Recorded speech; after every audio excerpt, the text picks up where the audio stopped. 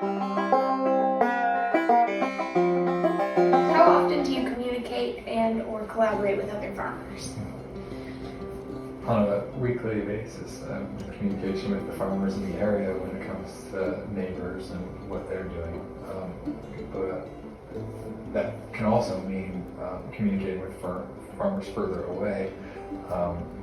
There's an organization called Practical Farmers of Iowa, which is a place that farmers of all types can gather and communicate with one another and find resources and learn about different practices being done for whatever specific thing they might do on their farm. And that has been a really good resource. Awesome. Earlier you mentioned, so we've spoken to an organic farmer and a conventional farmer, and you mentioned, I think you called it parallel farming. Mm-hmm. Is that what they call it, and can you tell people what that is? When a farmer farms organically and also farms with genetically modified organism seeds, then they're known as parallel.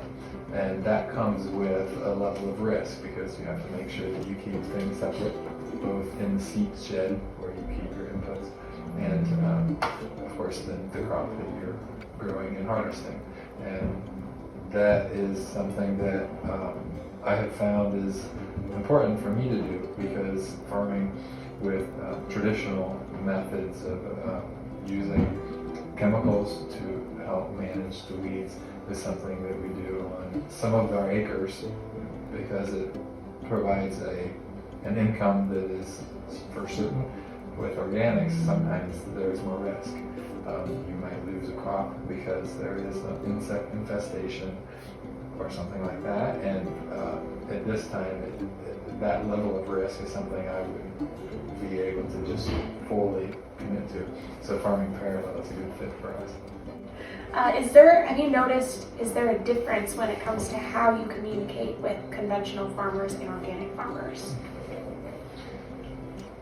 Well, the word how is a word that takes me in many directions because there is communication that happens every day in farming to make sure that the crop I'm growing isn't going to be susceptible to a certain herbicide the farmer might be spraying right next to us, a neighbor spraying. And so there is communication that is really important that makes sure that soybean field doesn't get touched with a chemical that it should not. And if that were to happen, it could kill the field of soybeans. And more, there are so many products out on the market that everybody has to be on the same page. Farmers, neighbors, the ag services which put on fertilizer and herbicides, they all have to be in close communication. And in a small community especially, that is easier because everybody is familiar with one another and has learned to do that. Now if you get into a community where people don't know each other, which also exists, then people might butt heads when it comes to that communication. Of course, everybody has their own individual communication styles, and I guess to sum up the answer, communication in our industry is more important all the time because of these complexities. Because I didn't even think about how a farmer spraying in his field could impact you. How do you communicate with someone who might not agree with you? We know in our society the question you just asked is the biggest challenge of our age, because though we are connected more than ever on Facebook, people see and hear each other less. And so as a farmer, when I think about the need for communicating with somebody who disagrees with what I'm doing or vice versa, I think it's important to put myself in their shoes and then approach the conversation understanding the perspective they're coming from. That's really good. Okay. Do you want to tell me about roller crimping? Roller crimping is a process of growing a cover crop, usually ryegrass, in the fall after you've harvested, and then it will grow through the winter time beneath the snow. You don't even realize it. But in the spring, when the snow melts away, up it comes, and it will grow 5 or 6 feet tall. Then you come in with an implement called a roller crumper, and you go through the field and lay down that grass and create a mat that is like a carpet, and weeds cannot come through it. It allows the farmer to plant his crop into that grass or that mat and not use any chemicals, and that is roller crumping. Weed zapping. What is that? Weed zapping is when you use electricity to kill weeds. So you could use an implement called a weed zapper, and you go into the field where you are growing soybeans, and with electricity you can kill any weeds that are sticking their heads up above the soybeans, and the electricity basically melts the weeds, and as a result you have a clean field with no weeds in it, and you have not used any chemicals. Why doesn't everybody do that? The technology is developing. Whenever there's use of electricity, there's a lot of safety aspects that people must be aware of.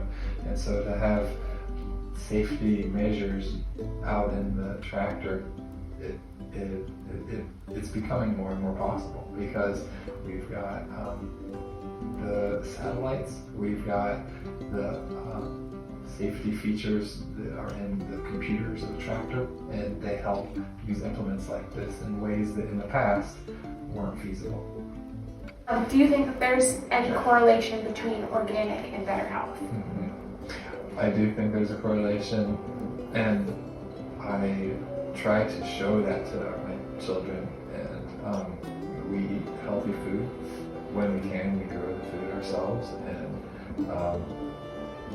even the biggest part of that is showing children that they can enjoy that process of working with the food.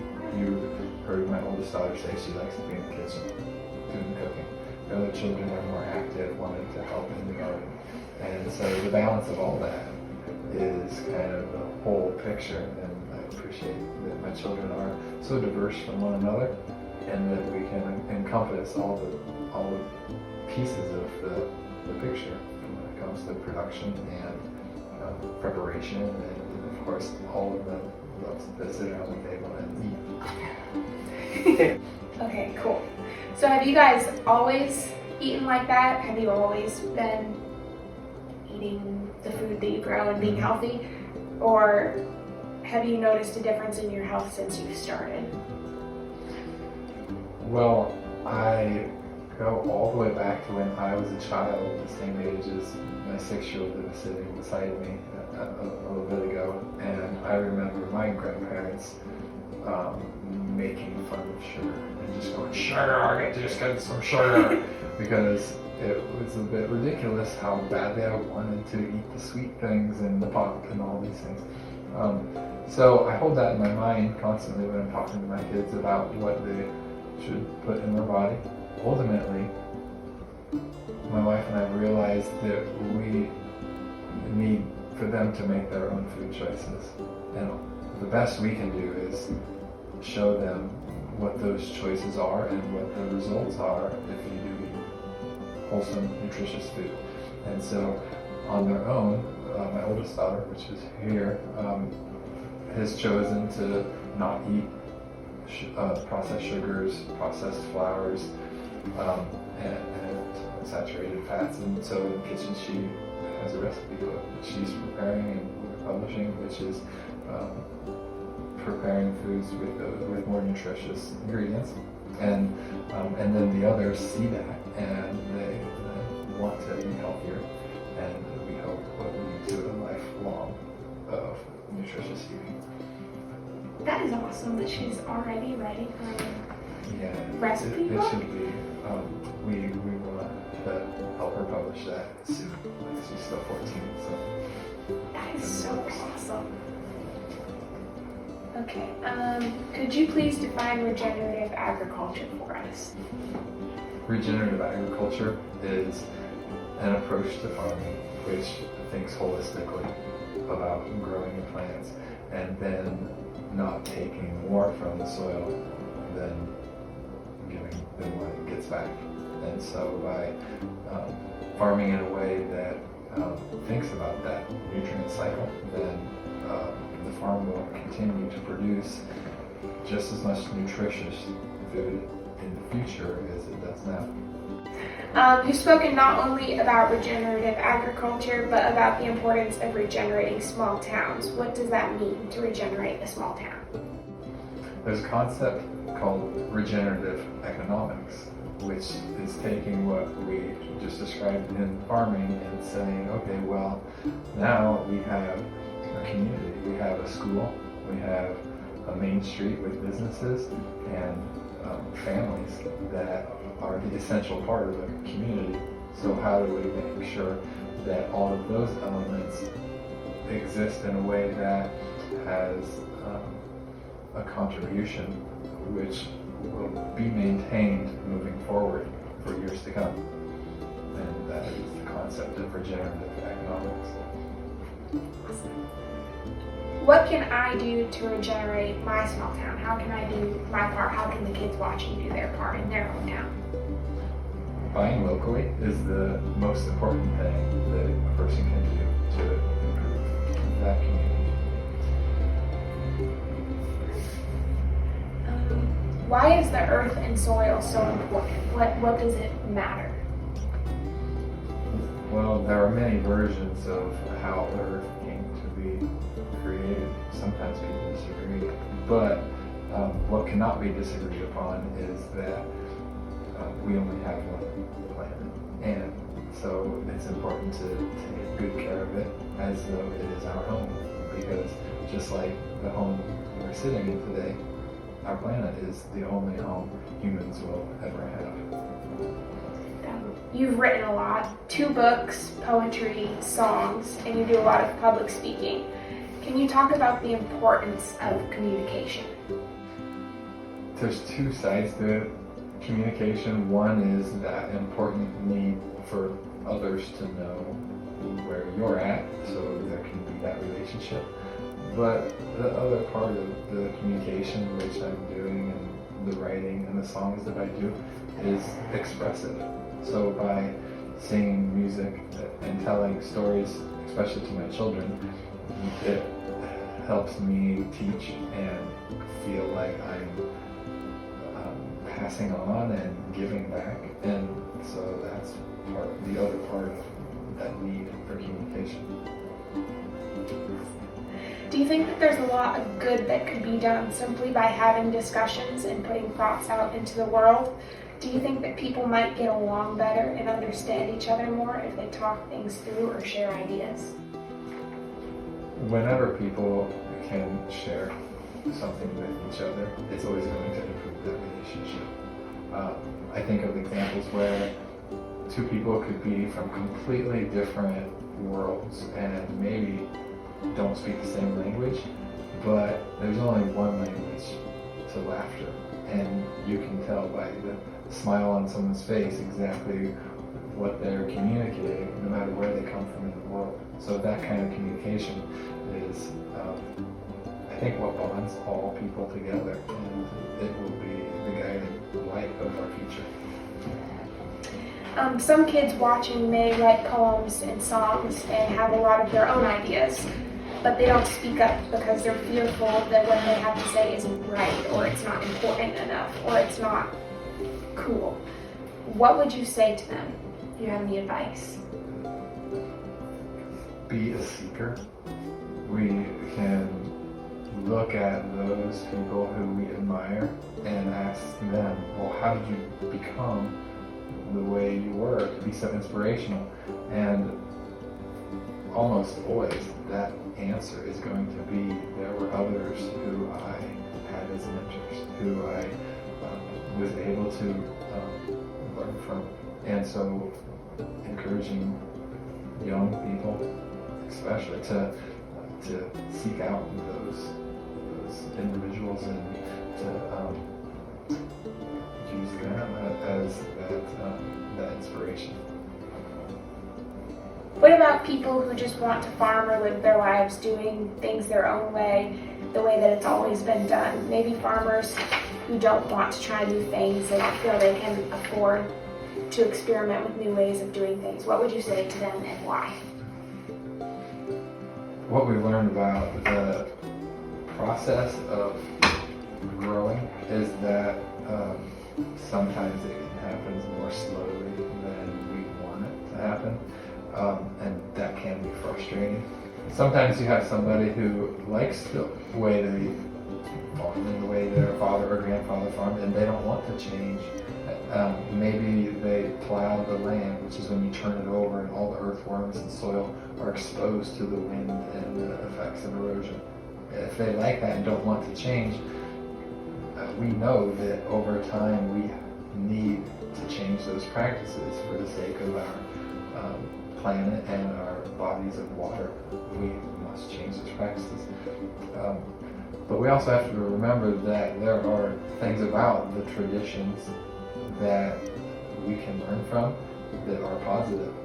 There was a work ethic in small communities in the generations of my father and grandfather, which caused a tight-knit community, which helped farmers to lend a hand to their neighbor when they needed it, and at the same time wanted to shift our paradigm, which is a word that means we flipped from doing things one way to another. As we make those changes, we have to remember that there are strengths in the way communities function, close-knit, like fabric, that we want to keep. That's really good. So tell me about your books. You've written 2? Mm-hmm. I like to write and tell stories. And so when I do farm work and I'm writing in the tractor, I sometimes will write the lyrics to a song or write a poem, and it helps pass the time. But it's also a place where I can contemplate, which is to just think and brainstorm about what it is I'm seeing around me, and think about the future of that land that I'm farming and whether or not my children will be farming that same land. Much of the work that I have written into poems is information about taking care of the land, working with the land. Then there's a book that I wrote recently called So God Made a Farmer, and a retrospective on the living words of Paul Harvey by an organic farmer. And that retrospective is from the words of Paul Harvey, who was a well-known farm commentator on the radio, and he had a poem that's very famous. Many farmers recognize those words that Paul Harvey wrote as very influential. So I took the words of Paul Harvey's poems and described what each of the parts of his poem mean moving forward for an organic farmer. And that's something that I have done to think about where the past and the future unite, and that's something that's just fun. Awesome. So what about the front cover of So God Made a Farmer? What's going on there? Is it you and your kids, and what are you doing? This is a picture of my children and I on the back of an implement called a soybean drill. The drill is used to plant seeds in the ground, and here we are planting into the rows between a corn crop. With the onset of climate change, the primary objective of a farmer is to armor the soil and keep it green all year around if possible. There are months out of the year where that's not possible because there's snow on the ground. But what we're doing here is planting seeds between the corn rows, so when the corn is harvested, there is already green cover on the ground for the months before winter arrives. And then those seeds survive the winter, and when the snow melts in the spring, there they are emerging. And so the practice I have written and sung about, and maybe later I'll sing a song about the practice, but it's just part of the future of agriculture, and so I'm excited to show it to my children and to share it with other people. enjoyable. For the world to make the changes that need to happen in the next 25 or 50 years, people will need to come together and find common ground. So finding commonalities which unite all people will happen. I don't know exactly what those things will be, but without a doubt, it's finding that common place that all human beings share is going to be the birth of a new way of thinking about our place on the planet. I think common ground between all people is what is going to be discovered. And right now we have people from different ways of life that have different languages they speak, from different continents, and we don't see commonalities, but there is a common ground which they're going to realize, and then people will be able to unite based on those things. Levi, do you have any advice for kids as far as how they can, help you and their parents and teachers to make a difference according to who they are in the world, what they can do? I think the advice that I would have for kids that are 14 or younger, like my children are, is that they can make a difference. And we often hear the analogy of water droplets in a bucket, and it is this powerless analogy that make us feel like we are so small.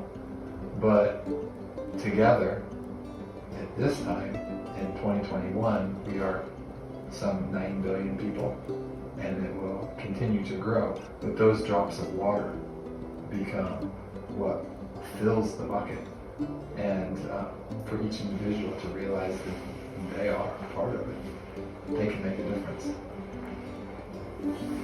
What we haven't yet asked you, is there anything you've been thinking you might want to say to kids and parents? When we look at what we must tackle to get to where you have come from, I often think about the way we think of God. And over centuries, that has changed. And so I'm curious what God is to people in 2053. Somebody once came to me and said they didn't believe in God. And so we had a conversation about that. And after them expressing in detail their beliefs, and then me expressing in detail my beliefs, we came to realize that we both actually believe the same thing. We're using different words and different ideas to explain them. And I think that whether we call it God or not, that's where that communication piece comes in. And if everybody communicates with one another and finds that common ground, then we will realize as human people that there is much to be excited about.